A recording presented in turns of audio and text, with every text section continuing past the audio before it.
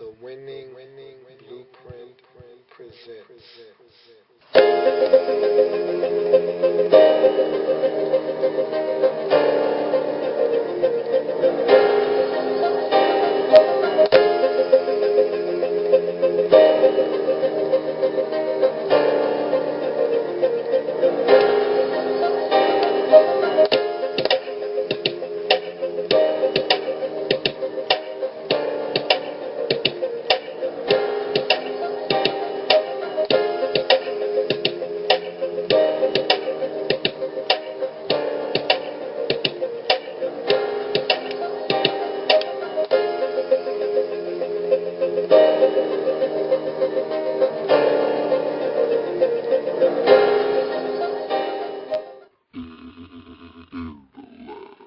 Draft Zone. Welcome to the Draft Zone. I'm your host, Lou. Thank you for joining me. This is the 2013 NFL Draft Wrap-Up Series. And what we aim to do with this segment is look at the 2013 NFL Draft of every single team in the National Football League. Today we'll be talking about the Cincinnati Bengals and what an active draft they had.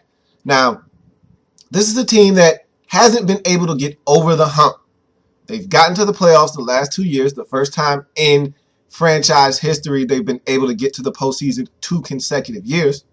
Now they need to get out of the first round. Maybe they need to just stop seeing the Houston Texans. I don't know what the situation is, but they need to take that next step. Here's a place that can help you do that. Now, to look at their draft, we'll look at every single pick that they made in this draft, and they made plenty of them, break them down, give them a score using our baseball grading scale: single, double, triple, home run.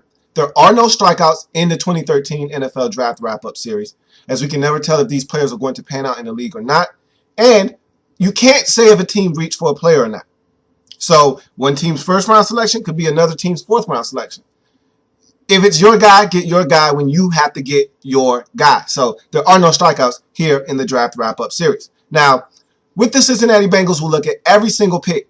And not just the player that was selected, but we'll take a look at the player selected, how that pick was made, where it was made, how that player might be able to impact the Cincinnati Bengals in the 2013 season, and possibly moving forward. So a lot of different factors we take into consideration when giving them a score. We'll give that individual pick a score, tally up every single pick made and the score given to that pick, get an aggregate score for the Cincinnati Bengals as a whole, and then move on from there. So I've got my draft board behind me. As we all know, handy dandy pointer, no longer in commission. Next man up, magic wand present. Let's get to the board and do some work with the Cincinnati Bengals in the 2013 NFL Draft. So you look at the needs for the Cincinnati Bengals, and here's a team that has a plethora of needs. Now, when you say needs with the Bengals, it's not necessarily needs so much as upgrades. They don't have to have every single one of these positions, okay? Because they've got really good players at every one of these positions. They just need upgrades at certain positions. Give you an example. Running back. Ben Jarvis Green Ellis got over 1,000 yards last year. He's a nice, solid back in this league. Doesn't offer you any explosion. Doesn't offer you any change of pace. So you need a running back. A guy that can complement him, that can be a lightning to his thunder. So that's kind of what the Cincinnati Bengals are looking for in this draft. Guys that can come in and complement. At safety, you got Reggie Nelson back there. He played really well for you. Part of the reason you were able to beat the Pittsburgh Steelers last season. He's a really good safety. But you need something across from him. You had Chris Crocker out there last year. What is he, like 62 years old? So you need another safety. Linebacker. You've got linebackers on your football team. Ray Mataluga was exposed in that postseason game last year against the Texans. He cannot play in pass coverage. He's a thumper in the middle of your defense. He can help you in the run game. But when you put him out in space, he's a fish out of water. You need more linebacker help. Oh, yeah, by the way, you need weak side linebacker help. So you can always use more linebackers. Offensive line. You just need depth. You need more depth. You didn't know if Andre Smith was going to be around or not. You finally were able to reach a deal with him, so you just need more depth. Same with defensive line. You just need more depth. You've got probably one of the most dynamic defensive lines in all of the National Football League. So you're just looking for more depth. Wide receiver. You got A.J. Green. And a lot of people, I don't think, really know how much talent the Cincinnati Bengals have at receiver. I don't know if the Cincinnati Bengals know how much talent they have at wide receiver. But I like Mohamed Sanu. I like Marvin Jones. So I feel like you got talent, but you need more. Because you don't know if either one of those guys that I just mentioned, outside of A.J. Green, are really, really good enough to be A.J. Green's Robin. Because we know he's Batman. So, again, that's the situation with the Bengals. Not necessarily so much as needs as much as, hey, we just need to upgrade a few positions. So let's get to this draft. Round, pick, players, position, school. We start in the first round, 21st overall selection, tight end out of Notre Dame, Tyler Eifert. You know what this pick smells like to me? BPA. Best player available. Do the Cincinnati Bengals need a tight end in the first round at pick 21? No. Do the Cincinnati Bengals want a tight end in the first round at pick 21? You betcha. And that's what they did. They selected the best player available on their board. They got Andy Dalton another target to throw the football to. Again, in this day and age, in the National Football League, teams are starting to go to this two tight end set and really create mismatches on the offensive side of the football. You put these athletic tight ends out there. You already have Jermaine Gresham. A couple of years ago, you got Orson Charles. I don't know how you feel about him, but apparently you feel like Tyler Eifert, and we all know this to be the truth, is an upgrade, especially catching the football over Orson Charles. So you go get Tyler Eifert, and we're talking about a 6'4", 6'5", long specimen. This guy has a lean frame. He doesn't look the part of a tight end. When you look at him, you're like, man, this guy looks like Joe Jurevicius or something. Looks like a long receiver. But he's a tight end, very active, can work the middle of the field, is extremely good at tracking the football, using his body to create separation and go up and make tough catches. If you throw it up, 9 times out of 10, Tyler Eifert is going to come down with the football. And I love his hands. I love his ability to control his body, contort it to make difficult catches. I think that he has really good body control, really good feet. He's a 4'6", 40 guy, so he can exploit some lesser safeties in this league, lesser linebackers who don't possess the athleticism to move sideline to sideline, who don't possess the ability to keep up with a guy of that physical caliber. We're talking about a 6'5", 245-pound guy that can run, that can move, that can catch, can do all the little things in the passing game. He does need to work on his blocking. He's a straight line blocker, but he needs to get a little bit stronger. Again, I told you he has a lean frame, so he could use a little bit more power in his blocking, but he's not like Gavin Escobar, another really good pass-catching threat in this draft, who can't block. He can block. He just needs to get better at it. But you drafted Tyler Eifert to come in and be a menace catching the football. That's exactly what he is going to do for you.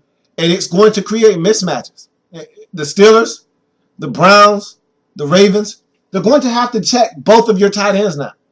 And that's going to be difficult to do. In this league, it's tough to check 2 tight ends. You put A.J. Green on the field with 2 tight ends, that's going to be a tough formation to stop. So going to see how the Cincinnati Bengals use Tyler Eifert is going to be fun. But this was the best player available pick. And frankly, I think you knocked it out of the park. So with the 21st overall selection in the first round, tight end out of Notre Dame, Tyler Eifert is a home run. You can put it on the board. Bengals. It's a home run in the first round from the Cincinnati Bengals. You look at their second round selection, 37th overall from the Oakland Raiders, running back out of North Carolina, Giovanni Bernard.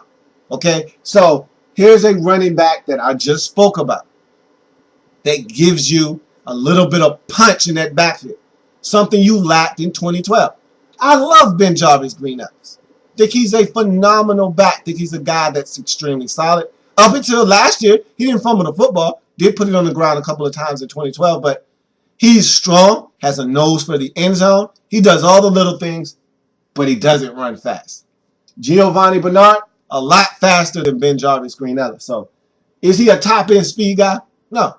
But he's a solid 4 or 540 guy that is a lot quicker than fast, has great feet, jump cuts, back cuts, spins, does everything in his power to make guys miss. And he's dynamic in open space. A lot of people liken him to Shady McCoy. I'm not going that far. I can't do it because to me, Shady McCoy is the second coming of Barry Sanders, and I don't like making comparisons to one of my favorite players of all time in the National Football League, Barry Sanders. But Shady McCoy has those kinds of quicks. The stop, the go, the start, the acceleration. I can't say Giovanni Bernard has exactly that, but man, is he close.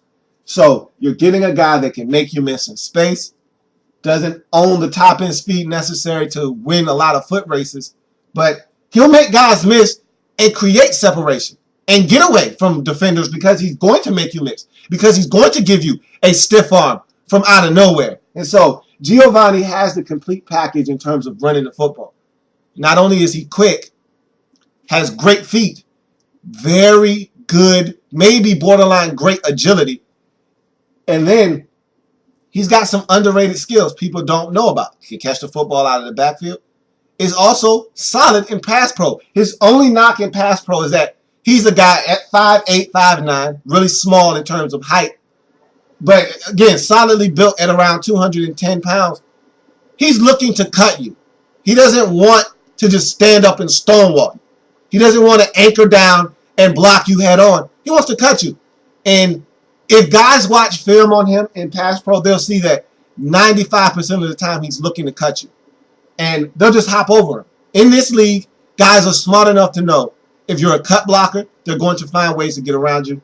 He's going to have to work on that, but you get a really good compliment to what you already have out of your backfield. In Giovanni Bernard, I think it's a triple. In the second round, 37th pick overall, running back out of North Carolina, Giovanni Bernard. This is a really good selection by the Cincinnati Bengals, who I feel draft extremely well just about every single season, starting off this draft in the same manner. Let's go to the draft board and the needs on this board. Quickly, you got Giovanni Bernard. That's a need you knock off at the running back position. And so, good start to this draft for the Cincinnati Bengals. So now let's get to another selection that the Cincinnati Bengals made in the second round. 53rd overall selection, defensive end out of SMU, Margus Hunt. One of my favorite players in this draft. I am so intrigued by Margus Hunt. I mean, how often do you get 6'8", 280, running a 4.6 40? Not often, if ever. So, I mean, I marveled at what he was able to do with the combine, because before the combine, honest to God truth, I had no idea who Margus Hunt was.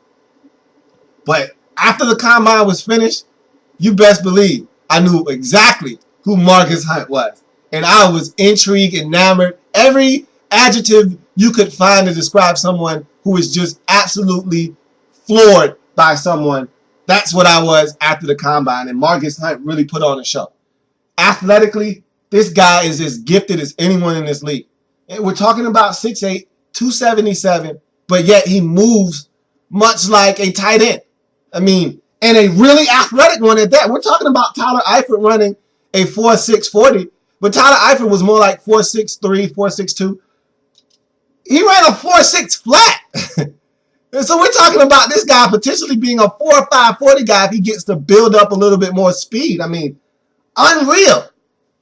He eats up a lot of ground. As you can tell at 6'8", he takes huge steps. So being a defensive end, if he gets past that offensive lineman initially, it's only going to take him 3 steps to get to the quarterback, if that.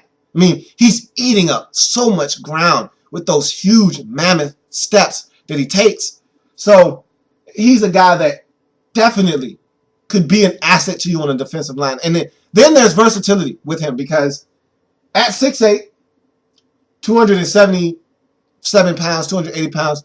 Of course, there's room to grow. This guy could probably get up to 295, 300 pounds easily and still carry this weight really well. If I were him, I'd probably get to about 285 and just stay there. And that means he can play inside or out. So you can slide him inside on passing downs if you like. And when you want to get more guys, if you get to the quarterback and you want to slide him inside because he can still get to the quarterback, great. Then he's 6'8".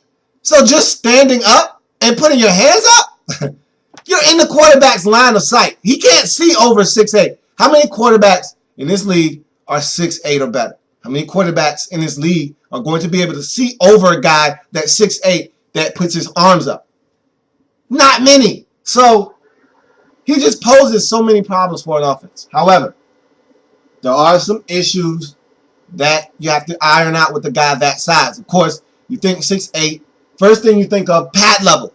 Okay? When he stands up after the ball is snapped, he's got to do a better job of staying low, keeping that pad level low so he can drive. When you're 6'8", the tendency is stand up, get to the quarterback. Well, when you're 6'8", if you stand up, guess what that 6'5", 6'4" lineman is going to do? He's going to get under your pads because you're 6'8". No one's taller than you, so he's going to get under your pads and be able to stop you dead in your tracks. And he does not own the best bull rush in the world. It's effective, but it could be a lot better. He needs to come up with other moves as well. Sometimes he's just a guy that wants to use his athleticism to get past the quarterback. Can't always do that in the National Football League. We have some really skilled offensive linemen. So he's got to find ways, and they'll teach him other ways to get to the quarterback. If this guy develops a spin or a deadly swim move or an awesome rip move, my goodness, this guy could be a dangerous and absolutely secret weapon type of force or defense. But that's getting ahead of ourselves. Just teach this guy the basics. Just teach him how to continue to be stout in the run game. Teach him how to better use leverage to get to the quarterback, to create disruption in the backfield. Teach him how to translate speed to power a little bit better. And also, this guy gives you added value in the special teams game. He blocked like 16 field goals last year at SMU. They called him the Eastern Block, which is one of the best nicknames of this draft as well. So, tell you what, there's a lot to like about Marcus Hunt. You know how I feel about him. I'm absolutely enamored with this guy. In the second round, 53rd pick overall, defensive end out of SMU, Marcus Hunt for me is a triple. I absolutely love this pick. Love it! So we move on to the third round. 84th overall selection, safety out of Georgia, Sean Williams. Athletically gifted safety, 6 feet, 215, runs a 4.40, very physical. He's more of an in-the-box safety. I so much hate that he's an in-the-box safety because he's wasting so much athleticism. At 4.40, at 6 feet, 215, he should be out there running around at the back half of the defense, making plays. But he's not a playmaker in that sense. He can't catch well. His coordination when going after the football isn't what you would like it to be. He laterally doesn't move as well as he should with the kind of athleticism that he has. And so he's got limited athleticism. He can run really fast in a straight line. And so when he comes up into the box and he knows it's a run and he diagnoses it right, this guy's in your backfield and he's coming with a thump. And when he hits someone, it's a big collision. You know how when guys are like, ooh, that's what happens when Sean Williams hits you. It's a gift and a curse for him because he's one of these guys that wants to come up and lay the lumber. And sometimes his technique isn't the best. He's one of those guys that comes up and he thinks he can just shoulder you. Well, in college, yeah, you get a 5'7" running back like Chris Thompson out of Florida State who's back there juking around, and you meet him and you give him a shoulder. Yeah, he's going to go flying. Sure. Try that with a 215-pound, 6-foot Arian Foster. Try that. See if Arian Foster's going to go down. Try that with a big bruising back like Adrian Peterson. That's not going to work. So he's got to work on his fundamentals. He's got to learn how to wrap guys up and be more fundamentally sound. Look, you can bring the thunder and still be fundamentally sound. But he's a presence in the box. And that's where I think most NFL teams saw his value. I think that's where the Cincinnati Bengals see his value. I just don't want this guy to end up being another Taylor Mays. You know, all the athletic gifts in the world, but takes bad angles, isn't consistent on the football field, and is just reduced to a special teams player. You can get a special teams player anywhere. We don't want to waste third-round selections on special teams players. Let's hope that he's not Taylor Mays 2.0 because he has all the athletic gifts. He's tough as nails. He can tackle. He can hit. Taylor Mays can do all of those things. Taylor Mays just wasn't a complete safety. Let's hope Sean Williams is more of a complete safety. But I think it's a solid selection. You need help at the safety position. You need to get younger at the safety position. Sean Williams helps you do all of that. So I think it's a triple in the third round. Pick 84 safety out of Georgia, Sean Williams. I like him a lot. I think he's got a lot of work to do in his game. He needs to be better in pass coverage. In this league, you need to be able to play both free safety and strong safety. You need to be interchangeable. Not sure if Sean Williams can give you what you're looking for out of the free safety position. Now, look, Reggie Nelson plays one heck of a free safety position, which is going to allow Sean Williams to play a lot of strong safety, a lot of in the box, which is what he excels at. But you're going to have him be able to drop into coverage and be comfortable doing so. Let's see if he's going to be able to do that. So we go back to the needs board. Defensive line, Marcus Hunt selected. That meets a need. You get Sean Williams at the safety position out of Georgia. That meets a need. So Cincinnati Bengals meeting some needs early on in this draft, doing a great job of drafting what they need and also getting talented guys in the process. So now we go on to the fourth round. Pick 118, linebacker out of Texas A&M, Sean Porter. Mr. Porter. Now, Sean Porter, for me, has a lot to work on. Very talented guy, very athletic specimen. However, at 6'1", 229, wow. I can't remember the last time I seen a linebacker show up sub 230. When does that happen anymore? So, first things first, he's got to put on weight. And he'll do that. I'm not going to harp on the weight because I don't expect him to stay at 229. But you can't get away with 229 in the National Football League unless you're a safety. Okay? You want to play cornerback, you want to play safety, fine. 229, knock yourself out. Linebacker, though, you can't be 230 anything really at the linebacker position. You need to get in the 240s.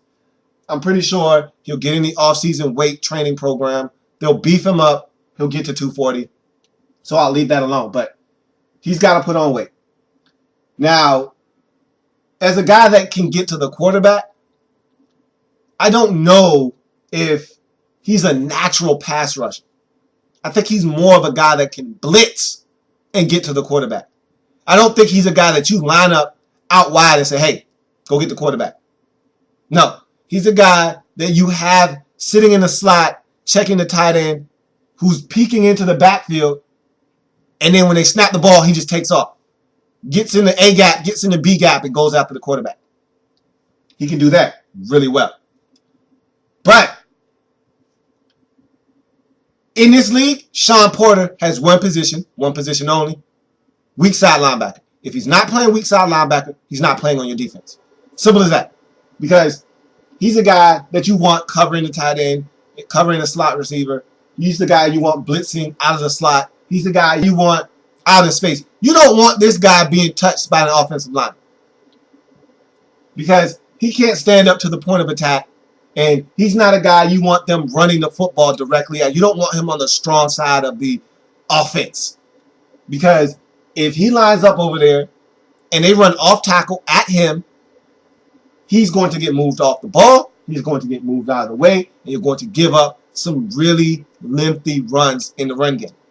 So you stick this guy over the tight end, and you allow him to use his athleticism to benefit you that way. He is the quintessential weak side linebacker in this league, which you could use one. There will be no more Thomas Howard for you. So think that this is a good selection. You could use a guy like Sean Porter. Think he fits a need at the linebacker position. You coach him up. You get him to where you want him to be, and you allow him to run around out there at the weak side linebacker position. I think it's another triple because this guy can do a lot of things for you. He can cover over the tight end. He can run around and blitz for you. And he can make plays on the ball. I think this guy quietly has some really solid hands. He's not great, but if the ball is around him, he doesn't mind reaching up and poking it out of the air and turning it into an interception. So I think he gives you some value over there at the weak side linebacker position. In the fourth round, pick 118, linebacker out of Texas A&M, Sean Porter. For me, it's another triple. He's got to put on weight, and he's got to learn how to be a little bit more stout at the point of attack. You can't let tight ends drive you 3 and 4 yards off the football. He's got to shed blocks, get in the run game, and stop running backs from being able to cut back and come to his side. So like to see him do that as well, but there's a lot there to work with. The athleticism, the foot speed, the ability to get to the quarterback, all of that is there. So once you have the tools to work with, you can find a way to get this guy to play the way you want him to, and I think they're going to do that with Sean Porter. So now we're in the fifth round. Pick 156, offensive tackle out of Kansas, Tanner Hawkinson. Much like Sean Porter, I can't remember the last time I seen an offensive lineman come into the National Football League sub 300 pounds. Well, Tanner Hawkinson meets that bill. 6'5", 298. Where do they make those kind of offensive linemen at? The guys that don't weigh 300 pounds. Man, in 1994, this guy would have been a nice fit in the National Football League. But ever since the NFL switched to the 300 weight plan at the offensive line position, he seems like a fish out of water. Now, of course, much like Sean Porter, he'll put on more weight. He's only 2 pounds away from 300 pounds anyway, so it's not like he's that far off. Not like he's 286. But just weird. A little awkward to see a guy come into the league as an offensive lineman that lean and not over 300 pounds. But Tanner Hawkinson is a guy that is versatile, can block. You'd think at 298 he'd be a lot more athletic than he is, but he's not. So I don't see this guy really being able to play offensive tackle per se in this league. I could see him being a guy that you kick inside to guard, however, and him playing really well there, where athleticism and foot quickness isn't as big of an issue. He has all the skill sets you look for in a guy that, can block inside, can anchor. Look, we know the problem. I just told you he's 298. So I'll let you draw an inference from there. What do you think his problem is at 298 pounds? Yes, he doesn't anchor very well. He's a guy that is susceptible to being bull rushed repeatedly. And the worst thing you can have is a guy get jacked up, put on skates, and move right back into the quarterback. And Tanner Hawkinson is one of those guys that we all know. Jared Allen will get leverage under this guy, jack him up, put him on skates, and he'll be back into the quarterback. Directly back into the quarterback. And you can't have that. You can't have Julius Peppers get his hands underneath his pad level, jack him up, put him on skates, and have this guy skating along right back into the quarterback. Can't have it. So he's got to play guard. He's got to get stronger.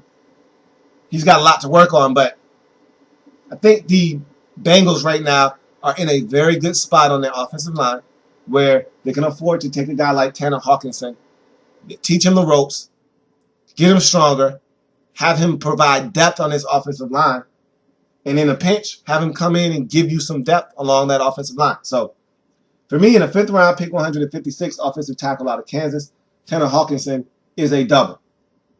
We move on to the 6th round, pick 190, running back out of Nebraska, Rex Burkhead.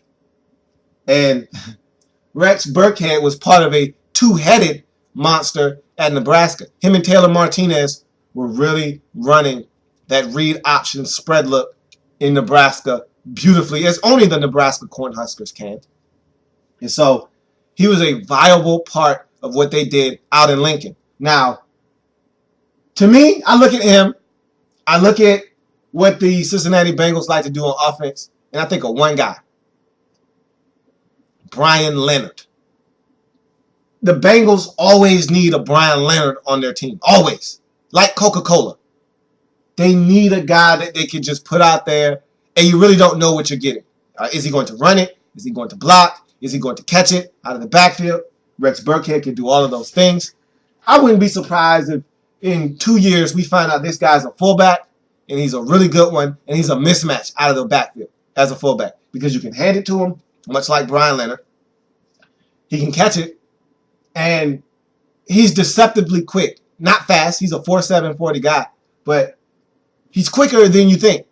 He's got really good feet for a guy his size. And so at 5'11", 225 or so, here's a guy that's going to go out there, run around, be quicker than fast, and make some things happen out of the backfield.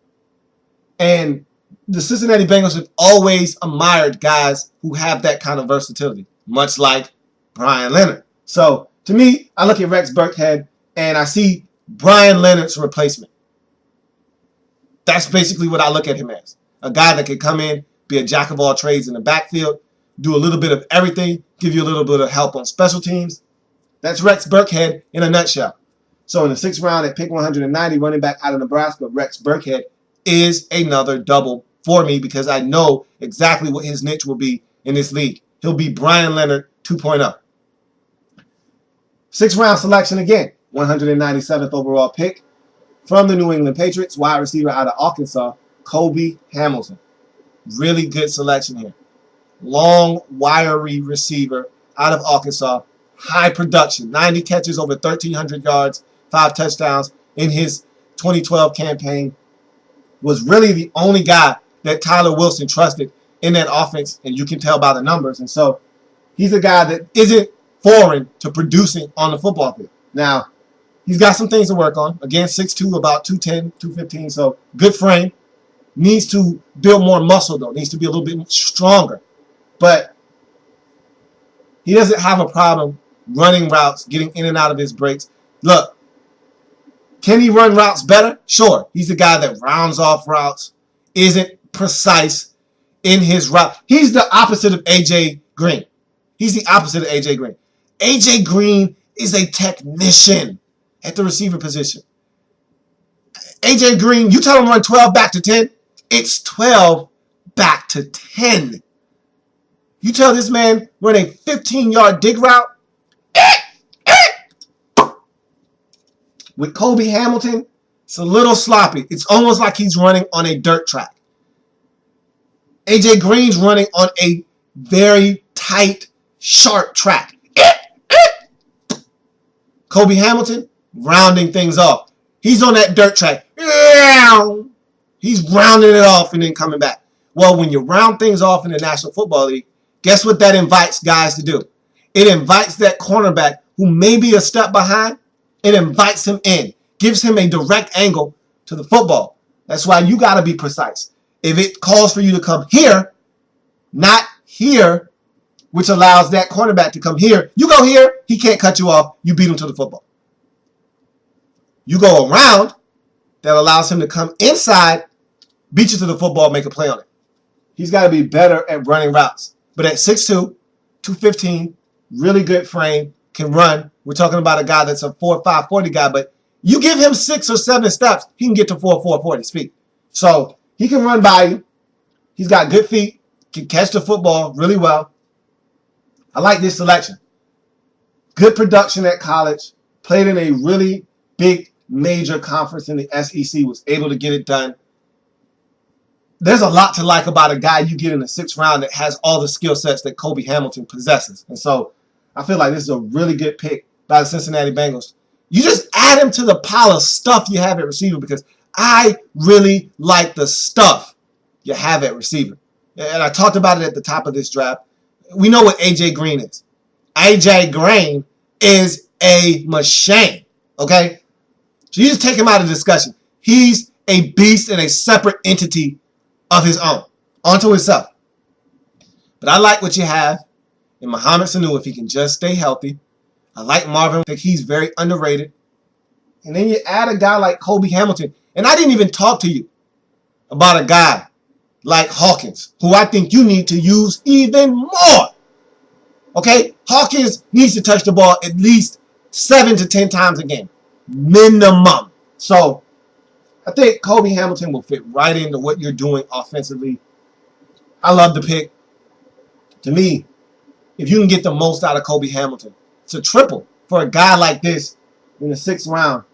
197th overall selection wide receiver out of Arkansas. So really good selection by the Cincinnati Bengals here in the 6th round. So now let's take a look at this needs board as you get a receiver in the form of Kobe Hamilton. That meets a need. And you also get Tanner Hawkinson, an offensive lineman. And you also get Sean Porter, which meets the need at linebacker. And voila, needs have all been met. You've cleaned up that portion of your draft board. Wonderful job. You still got 2 picks remaining. Let's have some more fun. So we finish up this draft in the 7th round. 240th overall selection. This is a compensatory pick, offensive tackle out of Ohio State, Reed Fragel. And Fragel, for me, is an interesting prospect here. We're talking about a 6'8", 305-pound guy. Ex-tight end that kicked inside. What's with you guys in these 6'8" specimens? Anyway, who has 2 of them on their team? The Cincinnati Bengals now do. So he kicks inside from tight end after both of their tackles leave Ohio State in 2011 and come to the National Football League. They need a tackle. Fragel steps inside and does an admirable job at the tackle position. He's extremely raw, but he's got everything you look for in a tackle. Big frame, long arms, athletic. Of course, coming from the tight end position, he's a little bit more athletic than you're used to at the tackle position. So he has everything you look for in a guy that you can mold into a really solid NFL pro. Now, I think this is a draft and stash proposition here because he's not ready.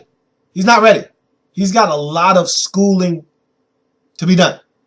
And so I think he's a draft and stash proposition. You draft him and you stash him on your practice squad for about a year or 2.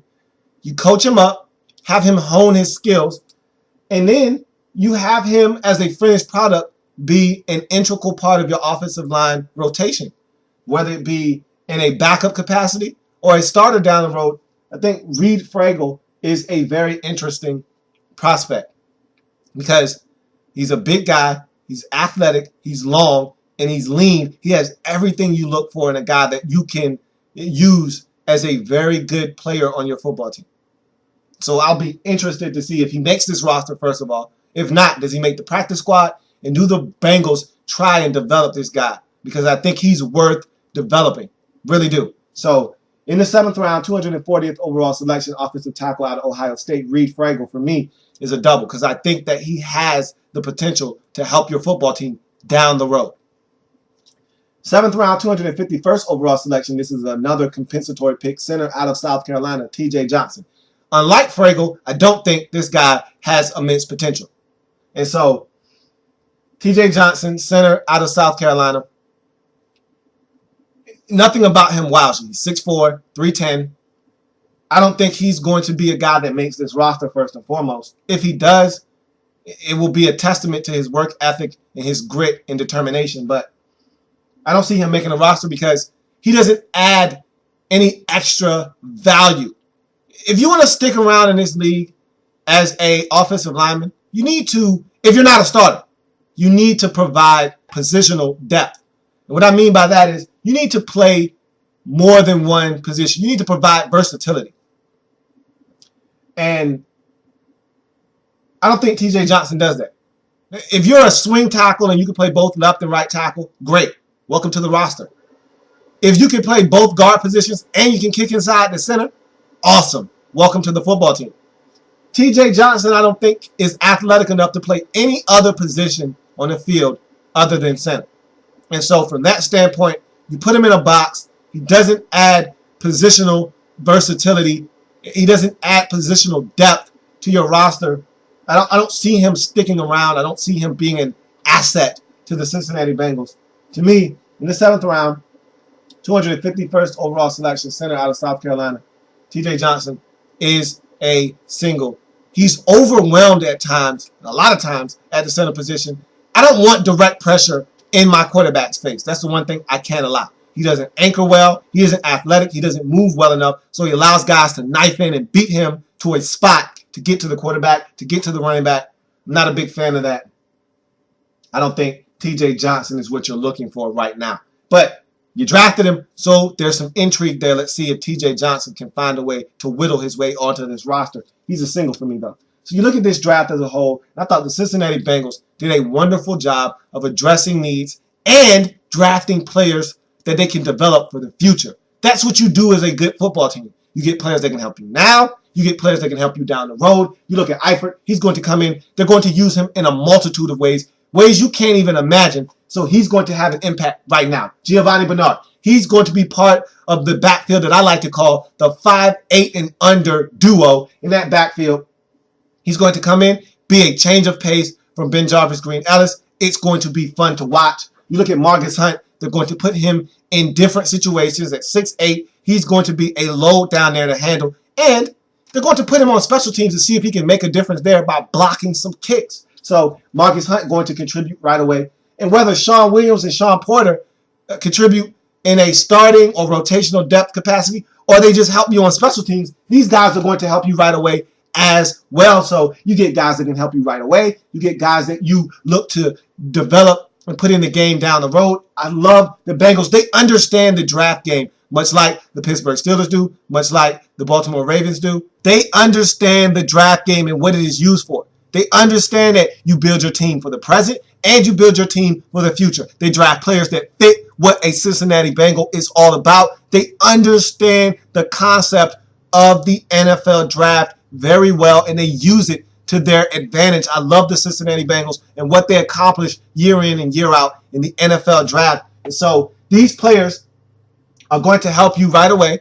Some of these players are going to help you down the road. But in any event, I think that the Cincinnati Bengals need to take that next step. And you're only going to go as far as the Red Rifle, Andy Dalton, will take you. Okay? You need to take the next step. How about you win a division? How about you win a playoff game? How about you get a home playoff game to start? All of these options are available to you if you're the Cincinnati Bengals. You need to seize the opportunity and the moment. This team has been really good for the last 2 or 3 seasons. Now you need to start capitalizing on being a good football team. You're not guaranteed anything from year to year. The Cincinnati Bengals, because they were good in 2011, because they were good in 2012, doesn't mean they're going to be good in 2013. You got to start seizing these opportunities. You have to take the next step. Andy Dalton is a big reason why you haven't taken that next step. You should have beat the Houston Texans last year in the postseason.